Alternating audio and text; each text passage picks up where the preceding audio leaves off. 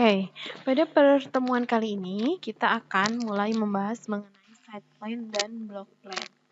Apa sih perbedaan side plan dan block plan? Nanti kita lihat di penjelasan berikutnya. Kita mulai saja dari gambar side plan. Nah, gambar side plan. Side plan itu adalah gambar yang menunjukkan bagaimana hubungan antara denah bangunan dengan lingkungan luar dari tapak tersebut. Ya.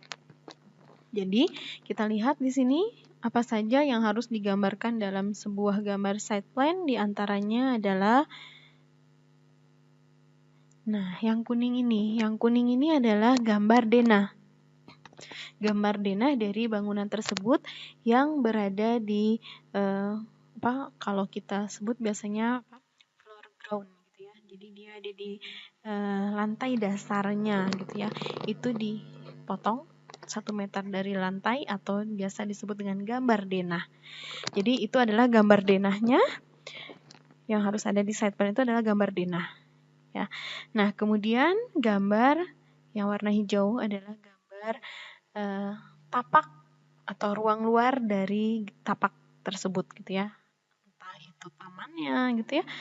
Entah itu juga misalkan ada hardscape-nya seperti kolam gitu ya, seperti kolam, hardscape-nya, ada juga softscape-nya gitu ya, desain-desain tamannya gitu ya. Kemudian ada juga gambar parkir ya, berwarna coklat ini adalah gambar parkirnya. Itu juga digambarkan di dalam side plan. Ada juga yang berwarna putih, ini yang tidak saya warnai merupakan perkerasan, yang merupakan gambar sirkulasi dari tapak tersebut gitu ya. Nah, ini yang harus ada di dalam gambar side plan. Nah, kemudian yang wajib ada di dalam gambar side plan yang tidak boleh terlupakan adalah gambar jalan. Ya, jalan ini wajib ada karena kalau tidak ada jalan, kita tidak tahu bagaimana akses menuju tapak kita. Dari mana main entrance tapaknya gitu ya, tidak tahu. Jadi wajib digambarkan jalan. Jalan ini wajib sekali gitu ya. Lebih baik juga bisa digambarkan batas tetangga dari sebelah utara, sebelah selatan gitu ya, sebelah timur, sebelah barat itu boleh digambarkan. Tapi yang paling penting adalah gambar jalan. Setiap jalan itu wajib digambarkan. Setiap tapak kita berbatasan dengan jalan itu wajib digambarkan di dalam side plan. Nah, kemudian yang wajib ada di dalam gambar side plan juga adalah legenda. Legendanya contohnya misalkan di sini ada nomor 1. Nomor 1 adalah bangunan edukasi. Nah, jangan lupa di gambar side plan-nya juga harus digambarkan notasinya. Notasi tanda nomor 1-nya mana nih gitu ya. Itu harus digambarkan. Notasi nomor 1-nya harus digambarkan, nomor 2-nya harus digambarkan, nomor 3-nya harus digambarkan. Tidak boleh hanya membuat legendanya saja 1-15 tapi tidak ada notasinya di gambar ini. Percuma, kita tidak tahu mana bangunan edukasi, mana bangunan gudang dan musola gitu, kita tidak tahu kalau tidak digambarkan notasi angka di dalam gambar set plan ini. Itu ya. Nah, kemudian selanjutnya yang harus diperhatikan adalah gambar arah mata angin. Bebas, arah mata anginnya boleh utara, yang wajib itu arah utara. Namun jika kalian mau menggambarkan 8 arah mata angin atau 4 arah mata angin juga boleh, silahkan. Tapi yang terpenting adalah gambar arah utaranya yang paling penting gitu ya. Nah, kemudian kenapa di sini gambar arah utaranya tidak menghadap utara tapi menghadap sebelah kanan? Itu boleh saja dilakukan. Asalkan yang paling penting adalah gambar main entrance menuju tapak itu didekatkan dengan perut kita. Ya. Karena ini mengejar gambar jalannya ada di bawah dan main entrance menuju tapaknya ini ada di sini. Jadi arah utaranya ke sebelah kanan itu boleh. Karena main entrance atau akses utamanya itu harus didekatkan dengan perut kita. Nah, kalau arah utaranya kalian mengejar ke arah utara, arah utaranya mengejar ke arah atas, maka gambarnya akan vertikal. Jadi, si jalan itu akan terlihat vertikal dan entrance masuk menuju tapaknya dari sebelah kanan ya, karena ini diputar jadi sebelah kanan gitu ya. Itu tidak enak dan itu tidak baik. Lebih baiknya adalah gambar main entrance tapak didekatkan dengan perut. Itu aturan untuk side plan. Nah, berbeda dengan kalau denah. Kalau denah itu adalah main entrance bangunannya harus didekatkan dengan perut. Kita lihat, ini main entrance-nya dari sebelah ini ya, vertikal, sebelah kanan dari kita, bukan dekat dengan perut. Karena yang disajikan di sini adalah gambar side plan. Yang terpenting dalam gambar side plan adalah gambar tapak. Jadi main entrance menuju tapaknya itu yang harus didekatkan dengan perut. Nah, jadi bebas ya, walaupun arah utaranya mau ke kanan, mau ke kiri, mau ke bawah, itu boleh dilakukan. Yang penting arah main entrance itu dekat dengan perut.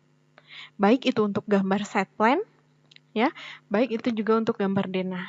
Kalau kita ini adalah gambar side plan, jadi main entrance tapaknya yang didekatkan dengan perut. Berbeda jika kita membuat gambar denah, berarti main entrance bangunannya yang harus didekatkan dengan perut. Seperti itu. Nah, kemudian yang terpenting dari gambar side plan juga adalah gambar notasi gambar. Jadi, judul gambar, side plan, dan skalanya berapa. Itu yang terpenting dari gambar side plan.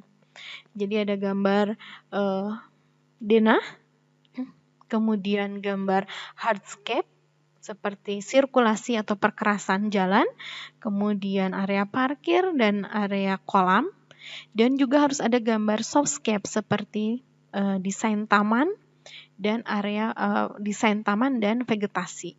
Itu softscape-nya. Dan jangan lupa ada jalan, ini wajib digambarkan. Itu kaidah-kaidah dalam menggambar side plan. Nah, side plan ini fungsinya apa? Side plan ini fungsinya untuk memperlihatkan bagaimana hubungan ruang dalam dari bangunan ini dengan ruang luar di dalam tapak. Jadi bagaimana nih hubungan bangunan nomor 5 ini, musola dan gudang ini dengan taman atau ruang luar yang ada di dalam tapak ini. Ya, bagaimana hubungannya? Nah, itu dijelaskan dengan menggunakan gambar side plan. Bagaimana hubungannya bangunan edukasi ini dengan area parkir? Bagaimana hubungannya bangunan edukasi ini dengan bangunan gudang atau musola gitu ya? Bagaimana hubungan untuk main entrance-nya gitu ya? Bagaimana hubungannya si gedung 1 ini dengan gedung 5, dengan gedung 2, dengan gedung 3, dengan area ruang luar dari tapak ini.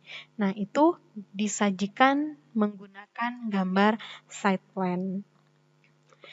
Nah, itu adalah gambar penjelasan mengenai gambar side plan. Selanjutnya, kita lihat penjelasan gambar block plan.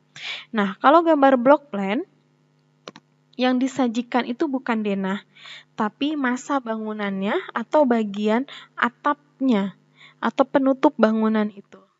Kalau ini contohnya atapnya datar sehingga gambarnya pun terlihat hanya gubahan massanya saja gitu ya, datar seperti ini. Nah, kita lihat yang warna kuning ini adalah gambar penutupnya gitu ya, atap dari massa yang tadi gitu ya, massa bangunan yang tadi. Nah, kalau di block plan itu bukan denah, tapi massanya atau penutup atapnya gitu ya. Nah, kemudian digambarkan juga area softscape-nya, tamannya itu digambarkan. Kemudian area hardscape-nya seperti kolam juga digambarkan. Kemudian yang warna coklat ini area parkirnya juga digambarkan. Kemudian ada yang tidak diwarna, ini area perkerasan untuk sirkulasinya juga digambarkan. Nah, kemudian yang paling penting dalam gambar block plan adalah lingkungan sekitarnya. Ya, jadi tetangganya, lingkungan sekitarnya itu digambarkan hanya berupa massa saja, yang digambarkan hanya massa-massa bangunannya saja. Ya, ini wajib digambarkan di dalam block plan. Nah, kemudian Jalan. Nah, ini jalan yang wajib juga sangat wajib digambarkan di dalam block plan. Bagaimana nanti aksesibilitasnya, gitu ya. Bagaimana sirkulasinya, itu wajib digambarkan di dalam block plan. Sehingga jalan ini wajib digambarkan di dalam block plan. Nah, kemudian kaidah apa lagi yang harus digambarkan? Yang harus digambarkan adalah ini ada gambar arah mata angin. Nah, arah mata anginnya kalau di block plan itu boleh ke atas, boleh. Karena kalau block plan itu memperlihatkan hubungan antara tapak dengan lingkungan luar, gitu ya, lingkungan sekitarnya, gitu ya. Nah, kemudian yang terpenting juga adalah menggambarkan legenda. Jangan lupa semua yang ada di dalam legenda ini harus digambarkan juga, diberi notasi di gambar block plan ini. Jadi nomor 1 di mana? Harus digambarkan, ditulis nomor 1 yang mana, nomor 2 yang mana, ini harus ada keterangannya. Itu. Nah, kemudian yang terakhir ini harus ada keterangan notasi gambar. Misalkan nama gambarnya block plan dan skalanya berapa. Ya, itu wajib ada di gambar block plan. Kenapa? Kenapa gambar block plan harus memperlihatkan lingkungan sekitarnya yang warna kuning ini? Nah, karena block plan itu skalanya memang lebih luas gitu ya. Cakupan yang harus digambarkannya, tetangganya harus lebih luas.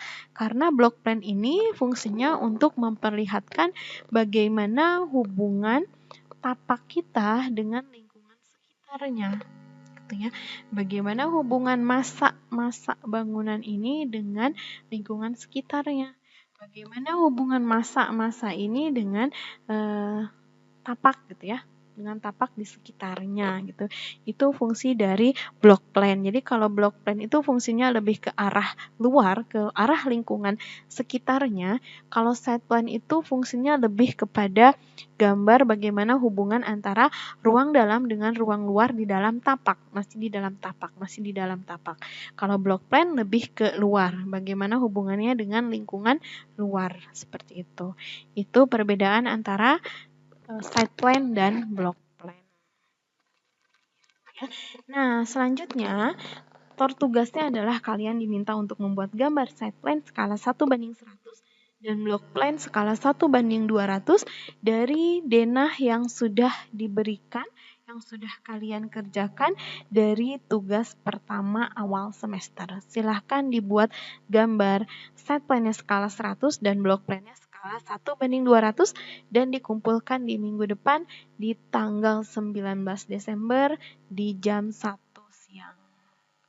Baik, itu saja penjelasan untuk materi site plan dan block plan dan tugas yang harus dikerjakan pada minggu ini.